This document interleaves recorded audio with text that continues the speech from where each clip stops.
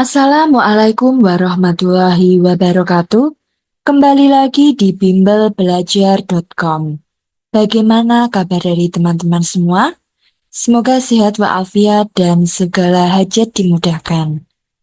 Oke, sebelum melaju ke soal yang pertama, jangan lupa teman-teman semua untuk like, comment, share, and subscribe di channel bimbelbelajar.com.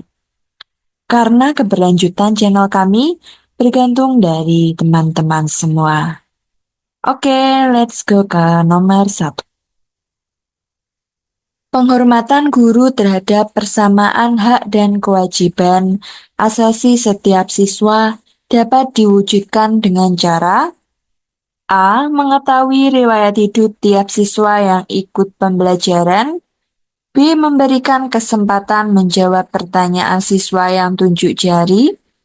C. Memberikan kesempatan siswa berpendapat dengan perhatian pendapat siswa lain. D. Menentukan nama panggilan berdasarkan kesepakatan.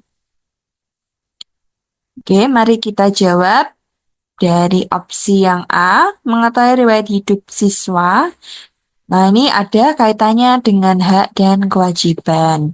Lalu kaitannya dengan riwayat hidup ini tidak ada ya teman-teman, jadi jawaban yang A kurang tepat. Nah, sama dengan menentukan nama panggilan, berdasarkan kesepakatan ini juga tidak terkait dengan hak dan kewajiban. Ya, jadi antara B dan C kira-kira jawabannya yang mana ya teman-teman?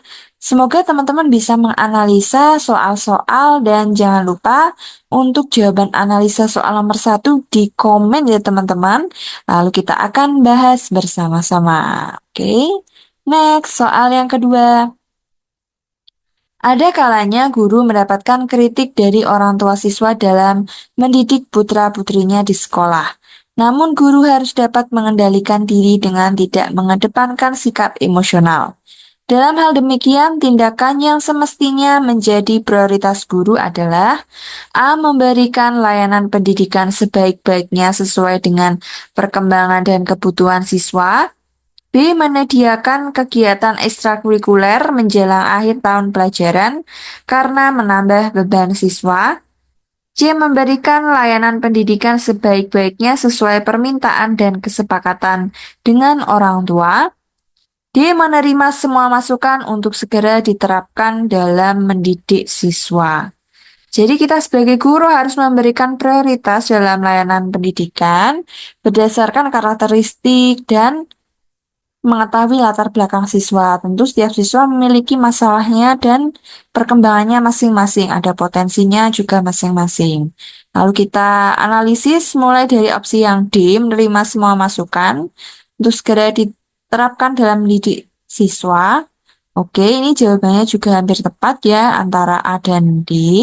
Akan tetapi dalam mendidik siswa ini bagaimana masukannya? Apakah bisa dilakukan atau tidak? Atau urgent atau tidak. Jadi untuk yang D ini kurang tepat ya teman-teman karena kata kuncinya adalah prioritas guru yang harus dilakukan saat itu. Lalu untuk opsi yang C dengan kesepakatan orang tua berarti ada perbedaan ya apabila orang tuanya memiliki permintaan yang tertentu dengan orang tua yang lain itu tidak ada perbedaan, semua harus mendapatkan pembelajaran yang adil ya. Jadi jawabannya C kurang tepat. Lalu B juga kurang tepat karena menyediakan kegiatan ekstrakurikuler. Jadi jawaban yang tepat adalah A, memberikan layanan pendidikan sebaiknya sesuai dengan perkembangan dan kebutuhan siswa.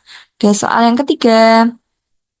Anda diminta 3 siswa untuk mengikuti lomba cerdas cermat dalam waktu yang sudah dekat, sehingga tidak memungkinkan untuk melakukan proses seleksi secara matang. Sebagai guru yang Anda lakukan adalah A. Memilih 3 siswa yang memiliki prestasi akademik dan sosial terbaik. B. Menawarkan pada semua siswa yang bersedia mengikuti cerdas cermat. C. Meminta pengurus OSIS untuk mengusulkan 3 siswa terbaik.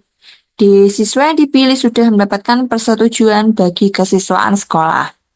Jadi permasalahannya kita akan mengikutkan 3 siswa untuk mengikuti lomba cerdas cermat. Jadi sebagai guru Dengan waktu yang cepat kita harus bagaimana? Kita mulai dari opsi yang D. Siswa yang dipilih sudah mendapatkan persetujuan bagian kesiswaan. Ini sedangkan waktunya itu kurang cepat ya harusnya. Jadi untuk yang D kita harus mendapatkan persetujuan, ini kurang tepat. Meminta pengurus OSIS ini juga kurang tepat karena kita sebagai guru harus bisa memilih.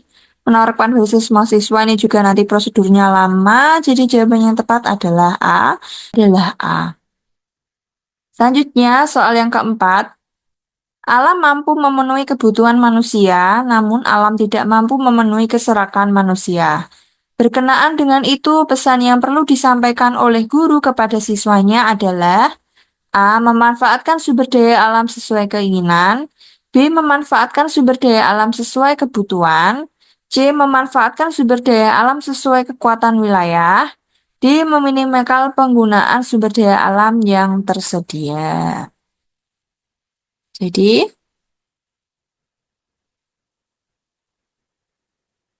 jawaban yang tepat adalah kata kuncinya adalah keserakan manusia. Jadi, alam tidak mampu menampung. Jadi, jawaban yang tepat adalah kita bahas mulai dari A, memanfaatkan sumber daya alam sesuai keinginan. Ini berarti kalau keinginan kita rakus, berarti ini kurang tepat. Kalau sesuai kekuatan wilayah, berarti kita harus menghabiskan ya. Jadi ini kurang tepat, C. Jadi jawabannya antara C atau D, meminimalkan penggunaan sumber daya alam yang tersedia, atau memanfaatkan sumber daya alam sesuai dengan kebutuhan. Nah, jadi kebutuhannya apa tidak digunakan. Jadi jawaban yang tepat adalah B. Kalau meminimalkan penggunaan sumber daya alam tersedia berarti hanya mengurangi saja. Kalau kebutuhannya lebih berarti digunakan sesuai dengan kebutuhan. Jadi jawaban yang tepat adalah B. Memanfaatkan sumber daya alam sesuai kebutuhan.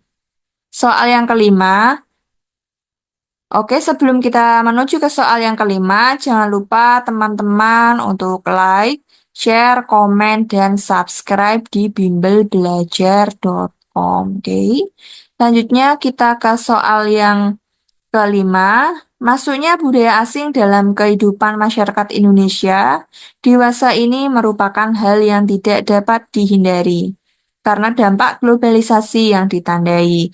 Misalnya menggunakan media massa. Terkait dengan hal tersebut yang dapat dilakukan guru adalah A. Membelajarkan nilai Pancasila sebagai dasar negara. B. Meniru budaya asing yang sedang populer dan terkenal. C. Membelajarkan proses seleksi sistem nilai pada siswa. D. Melarang siswa mengenal dan mempelajari budaya asing. Kita bahas mulai dari opsi yang D, melarang untuk mempelajari budaya asing, kurang tepat. Jadi, sebagai siswa, kita harus tetap bisa mempelajari budaya asing, tetapi harus tahu bagaimana nilai-nilai budaya yang harus dipakai atau tidak dipakai, yang baik atau yang kurang baik, yang sesuai dengan atau tidak sesuai dengan nilai budaya yang di Indonesia. Jadi, yang D itu kurang tepat. Lalu yang C, membelajarkan proses seleksi sistem nilai. Nah, ini nilai apa? Belum terlalu dijelaskan. Jadi, jawabannya C kurang tepat. Lalu meniru budaya asing. Ini juga kurang tepat ya. Tetap harus mencintai nilai-nilai budaya. Jadi, jawaban yang tepat adalah A. Membelajarkan nilai-nilai Pancasila sebagai dasar negara. Selanjutnya, nomor 6. Pada suatu ketika, seorang guru keliru dalam menjelaskan materi pembelajaran di dalam kelas. Tindakan tepat yang sebaiknya dilakukan oleh guru tersebut adalah A. Meminta siswa untuk mengkritisi penjelasan yang telah disampaikan oleh guru. B. Dengan cara samar berusaha menyampaikan bahwa penjelasannya keliru. C. Menggunakan respon siswa sekiranya ada siswa yang mengetahui kekeliruan tersebut. D. Secara terus terang mengakui adanya kekeliruan itu di depan siswa dan memperbaikinya. Jadi sebagai guru ketika kita keliru dalam menerangkan, kita harus bagaimana? Mulai dari opsi yang A, meminta siswa untuk mengkritisi penjelasan yang telah disampaikan oleh guru, ini juga kurang tepat. Kalau kita ada yang salah, kita harus tetap menyadari bagaimana kesalahan kita. Jadi respon dari semua jawaban yang menunjukkan kita mengakui adalah opsi yang D. secara terus terang mengakui adanya kekeliruan itu di depan siswa dan memperbaikinya. Oke, soal selanjutnya. Ketika menjelaskan suatu konsep, guru kurang memahami adanya data baru, sementara ada siswa yang dapat menyampaikan data baru secara akademik. Oleh karena itu, guru dapat melakukan klarifikasi kepada kelas dengan A. Mendorong siswa untuk meniru siswa yang memahami data belajar, agar dalam belajar tidak hanya mengandalkan apa yang dijelaskan oleh guru. B. Meminta siswa yang memahami data baru menuliskan dalam kertas kerjanya dan diberikan penghargaan atas apa yang dipahaminya. C. Meminta kelas belajar dari siswa yang memahami data baru dengan diarahkan untuk berdiskusi dengan guru, tidak perlu melakukan mengklarifikasi data sebelumnya. D. Memberikan kesempatan siswa yang memiliki data baru untuk klarifikasi dan guru menyatakan bahwa kebenaran ilmu itu relatif dan dapat ditemukan. Jadi kita harus tetap memberikan kesempatan kepada semua siswa untuk memiliki data baru untuk melakukan klarifikasi. Jadi hal ini mendukung pendekatan konstruktif yaitu membangun dan mengembangkan kemampuan yang menyampaikan pendapat dan siswa dapat percaya diri. Untuk analisa ya, mulai dari opsi yang A, mendorong semua siswa untuk meniru siswa yang memahami data baru agar tidak hanya mengandalkan apa yang dijelaskan oleh guru, ini juga kurang tepat, berarti siswa hanya update dari ilmu yang ada dari siswa lain. Lalu yang B, meminta siswa memahami data baru dan diberikan penghargaan atas apa yang dipahaminya, sedangkan memang siswa sudah memahami ya data baru. Nah, oke, selanjutnya C, meminta kelas belajar dari siswa yang memahami data baru dengan diarahkan untuk berdiskusi sehingga guru tidak perlu mengklarifikasi data. Jadi juga kurang tepat. Jadi sebagai guru kita harus tetap memberikan, walaupun kita belum paham, kita jangan terlalu menunjukkan bahwa kita belum bisa ya. Jadi teman-teman. Jadi jawaban yang tepat adalah D, memberikan kesempatan pada siswa yang memiliki data baru untuk klarifikasi, menjelaskan, dan guru menyatakan bahwa kebenaran ilmu itu relatif. Jadi, ya, karena kita belum paham, kita harus memberikan kesempatan siswa untuk menerangkan ya. Jadi, walaupun kita memang tidak bisa, kita harus mengakui bahwa kita ya tidak bisa, tapi ya tidak digamblangkan di kelas. Seperti itu ya, teman-teman. Oke, soal selanjutnya.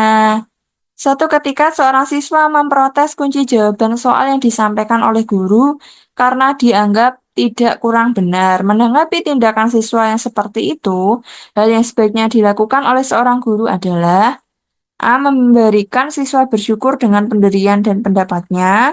B. Memberikan kesempatan kepada siswa untuk menjelaskan jawaban yang dianggap benar siswa.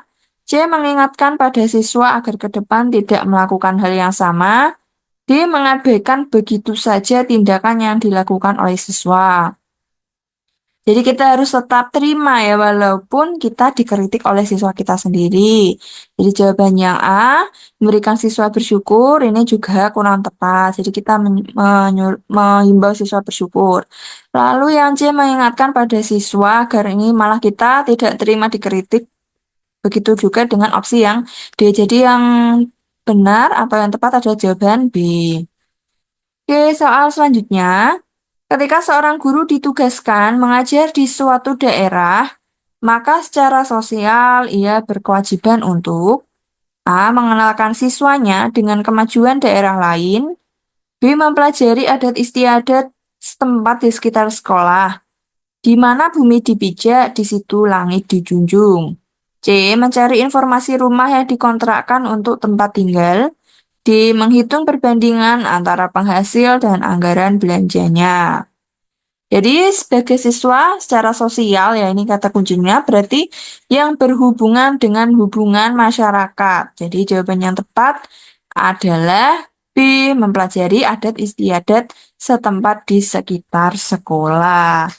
Oke, next soal yang terakhir. Sebelum kita ke soal yang terakhir, jangan lupa teman-teman semua untuk like, comment, share, dan subscribe di channel bimbelbelajar.com agar channel kami selalu dapat meng-share soal-soal terbaru yang berbasis HOTS. Oke, selanjutnya soal yang terakhir. Pancaran wibawa guru akan tampak dari sikap dan tindakan guru di depan siswa di antaranya. A. Memberikan sanksi siswa yang melakukan pelanggaran. B. Tidak banyak bicara hal yang tidak perlu. C. Menyatukan perkataan dan perbuatan. D. Menunjukkan pujian kepada siswa yang berprestasi. Jadi jawaban yang tepat kita bahas mulai dari yang A, memberi sanksi, ini juga kurang tepat ya teman-teman. Lalu tidak banyak bicara, ini juga kurang tepat. Lalu menunjukkan pujian pada siswa yang berprestasi. Ini sedangkan siswa yang lain berarti tidak. Berarti ini jawaban D kurang tepat. Jadi jawaban yang tepat adalah C, menunjukkan menyatukan perkataan dan perbuatan. Oke, sekarang 10 soal sudah kita bahas bersama-sama. Semoga semuanya bermanfaat dan jangan lupa untuk like, comment, share, dan subscribe di channel bimbelbelajar.com. Terima kasih teman-teman semuanya.